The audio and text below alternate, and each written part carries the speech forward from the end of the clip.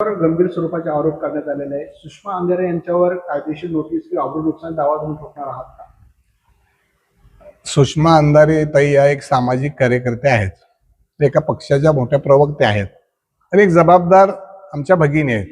वास्तविक पाहता मी जेव्हा त्यांनी माझ्यावर केलेले आरोप ऐकले तेव्हा माझ्या मनाला वेदना झाल्या की सुषमाताई सारख्या एका आमच्या जाणकार भगिनीनं कुठल्याही प्रकारची माहिती नीट न घेता माझ्यासारख्या एका कार्यकर्त्यावर हे आरोप केलेले आहेत की माझा त्यांचा आर्थिक संबंध आहे, मी त्यांना फ्लॅट गिफ्ट दिलेलं, हे धांदात खोटं आहे. सुषमाताईंनी हे जे वक्तव्य केलेले हे धांदात खोटं आहे. आता आमच्याकडं आमच्या तालुक्यामध्ये काही वैफल्यग्रस्त माणसं आहेत आमच्या भागातली की तिथं काही चालतच नाही. मग असं कुठंतरी सुषमाताईंकडे जाऊन त्यांचा कदाचित त्यांनी गैरसमज केलेला असेल आमच्या तालुक्यातल्या आमच्या वैफल्यग्रस्त मंडळीने, हे एकतर कारण असावं.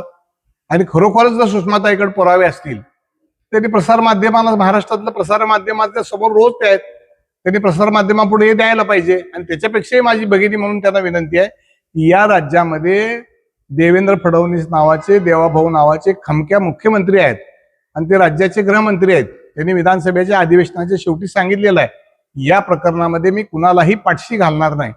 आणि त्यांना खरंच जर या प्रकरणाचा कळवळा असेल आमच्या सुषमाताईला तर त्यांच्याकडे जे पुरावे आहेत त्यांनी डायरेक्ट मुख्यमंत्र्याकडे द्यावे, मुख्यमंत्री ते तपासतील.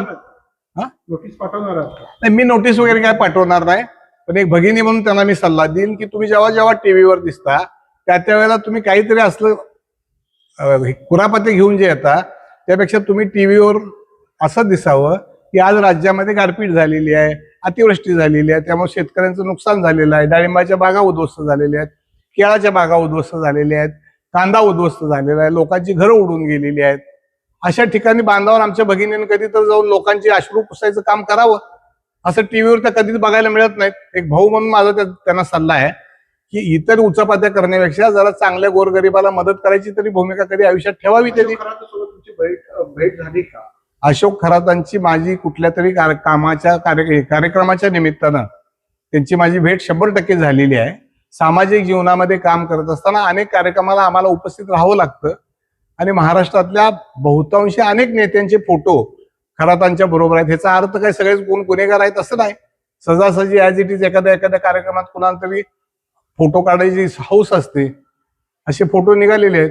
मी कुठतरी कार्यक्रमात त्याला भेटलेलो, मी नाकारत नाही, पण त्यांचे माझे आर्थिक संबंध किंवा फ्लॅट दिला हे धादात खोटं आहे. परत एकदा आमच्या ताईला माझी विनंती आहे की तुमच्याकडे काही पुरावे असतील तर तुम्ही वर्तमानपत्रामध्ये, टीव्हीच्या प्रसार माध्यमामध्ये द्या. आणि त्याच्यापेक्षा एवढा गाजावाजा करण्यापेक्षा मुख्यमंत्री आहेत त्यांच्याकडे दिलं तर ते कुणालाच पाठशी टाकत नाहीत.